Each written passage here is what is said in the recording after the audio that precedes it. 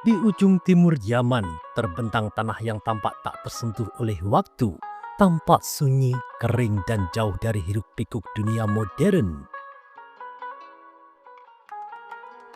Namun di balik padang pasir dan lembah-lembahnya yang dalam, menyimpan kisah besar tentang peradaban, ilmu, iman, dan dakwah Islam yang berpengaruh menjangkau 3 benua. Inilah Hadramaut. وباحل في الغناء مدينة حضرموت.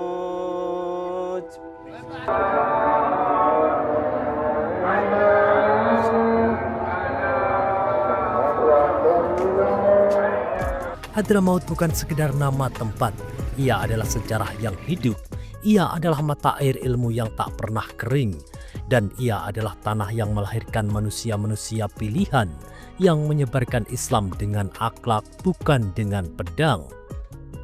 Tempat agama tidak hanya dipraktikkan di masjid, tetapi juga dihayati dengan tenang di rumah-rumah, pasar, lembah, dan perilaku sehari-hari. Nama Hadramaut disebutkan dalam prasasti kuno, teks-teks Alkitab, dan catatan-catatan Arab kuno. Beberapa tradisi menghubungkan tanah ini dengan Nabi Hud alaihissalam yang telah diyakini telah berdakwah kepada kaum Ad di wilayah ini. Karena itu, Hadramaut sering dianggap sebagai salah satu tanah yang paling signifikan secara spiritual di semenanjung Arab. Ini adalah makam beliau, makam Nabiullah Hud alaihissalam. حضرموت في بداية شعبان يذهبون إلى زيارة قبر النبي هود. Hadramaut dikenal karena geografi uniknya, gurun yang tak berujung mengelilingi lembah sungai yang dalam, yang dikenal sebagai wadi, yang diukir oleh sungai-sungai kuno yang pernah mengalir melalui semenanjung Arab. Di antara lembah-lembah tersebut, Wadi Hadramaut merupakan salah satu lembah terpanjang dan paling subur di Arab. وصلنا لوادي حضرموت يلي ياما كتاب وشعراء حكوا وتغنوا بجماله.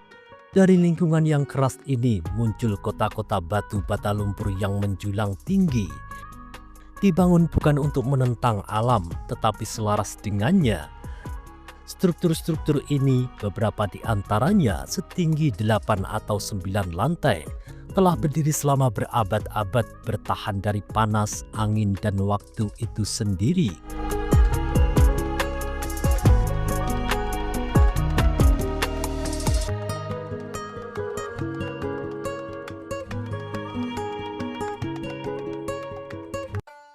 Jauh sebelum Islam, Hadramaut adalah rumah bagi kerajaan-kerajaan kuno yang kuat. Ia merupakan salah satu pusat perdagangan kemenyan, menghasilkan kemenyan dan mur, komoditas berharga yang dulunya bernilai lebih dari emas. Karavan-karavan melakukan perjalanan dari Hadramaut ke Levan, Mesir, dan Roma, menjadikan wilayah ini sebagai jalur vital perekonomian dunia kuno.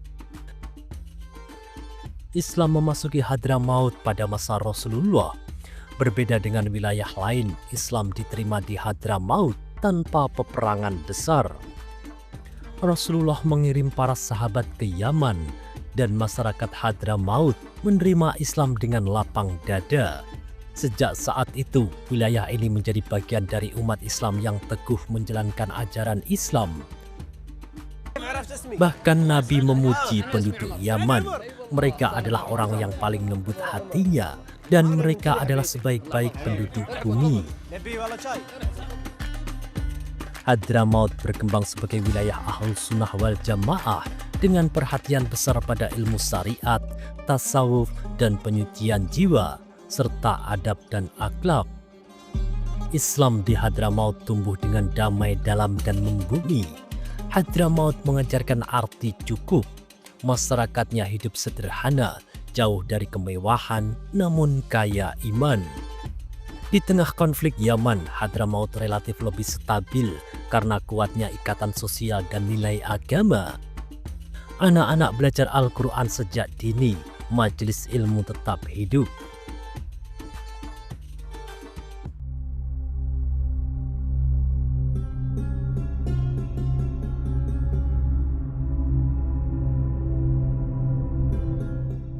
Jika Hadramaut adalah jantung, maka Tarim adalah denyut nadinya.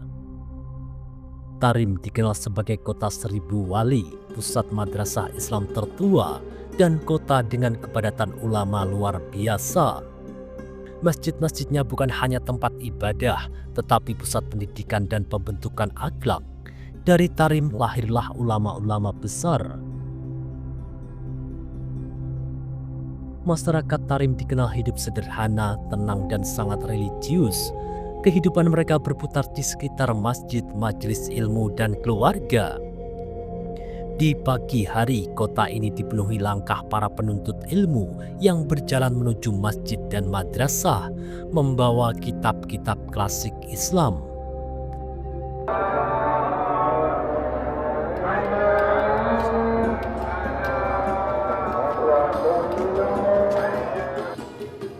Kota ini memiliki ratusan masjid, bahkan disebut memiliki lebih dari 360 masjid, hampir sebanyak hari dalam setahun.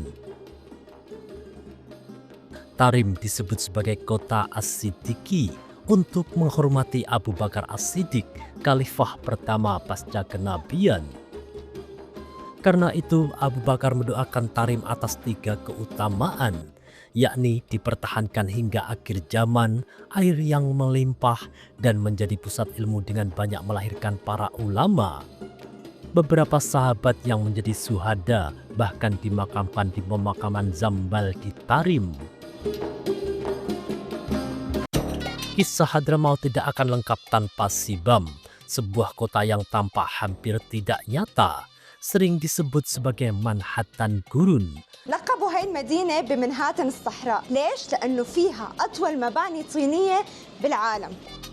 Sibam adalah rumah bagi gedung-gedung pencakar langit tertua di dunia yang dibangun seluruhnya dari batu bata lumpur lebih dari 500 tahun yang lalu. Dirancang untuk perlindungan dan efisiensi, struktur-struktur menjulang tinggi ini mencerminkan kecerdasan dan arsitektur Hadramaut kuno. Saat ini Sibam adalah situs warisan dunia UNESCO, berdiri sebagai simbol adaptasi dan kreativitas manusia. وباحل في الغناء مدينة حضرموت. Hadramaut dikenal sebagai negeri para penyair. Syair dan sastra lisan memiliki peran besar dalam kehidupan. Puisi digunakan untuk mengekspresikan cinta, nasihat, kritik sosial, bahkan sejarah suku. Masyarakat Hadramaut memiliki tradisi kuat dalam ziarah makam para ulama dan wali Allah. Ziarah ini dilakukan bukan untuk meminta kepada makam, tetapi sebagai sarana mengingat kematian, mengambil teladan akhlak, dan memperkuat iman. Biasanya dilakukan secara kelompok, disertai pembacaan doa dan Al-Quran dengan penuh adab dan ketenangan.